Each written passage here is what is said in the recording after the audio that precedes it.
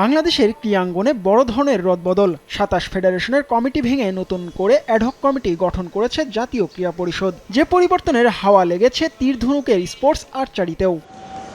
সর্বশেষ ২০১৯ সালের আর্চারি ফেডারেশনের নির্বাচন হয়েছিল। সেই কমিটির মেয়াদ পূর্ণ হওয়ার পর থেকে অ্যাডহক কমিটি দিয়ে চলছে ফেডারেশন। তাদের মূল দায়িত্ব ছিল নির্বাচন দেওয়া, কিন্তু তাদের সেই দায়িত্বের কথা বারবার ওয়ার্ল্ড আর্চারি ফেডারেশন মনে করিয়ে দেওয়ার পরও কাজ হয়নি। তারা নির্ধারিত সময়ের মধ্যে ইলেকশন করতে পারে নাই, ব্যর্থ। আমরা ক্ষণিকের জন্য আসছি এখানে, আমরা দায়িত্ব পালনের জন্য একটাই দায়িত্ব, আমরা এটা করবো, আমরা ইলেকশন করবো, এই ধারাবাহিক কাজগুলো চালিয়ে যাব।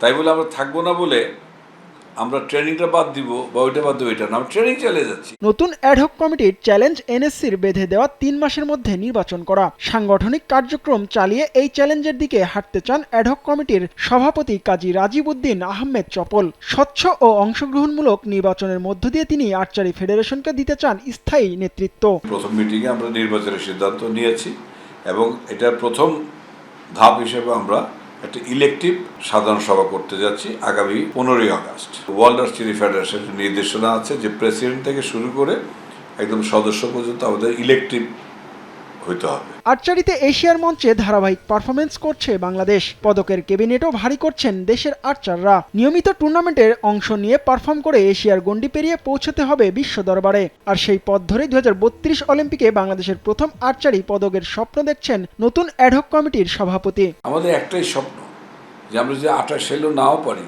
৩২-এ আমাদের একটা টার্গেট আছে, আমরা পদকের জন্য লড়াই। কোনো কিছু নিয়ে অতিরঞ্জিত প্রেডিকশনে যাওয়া ঠিক না। আমাদের বাস্তববাদী চিন্তা ভাবনা যে আমরা যদি না পারি আমাদের নেক্সট জেনারেশন সেটা করবে, এইটাই আমাদের মুখ্য উদ্দেশ্য। নির্বাচন আর অলিম্পিকে পদক জয়ের স্বপ্ন নতুন অ্যাডহক কমিটির। এখন দেখার বিষয় সেই স্বপ্ন পূরণে কতটা সফল করতে পারে দায়িত্বপ্রাপ্তরা।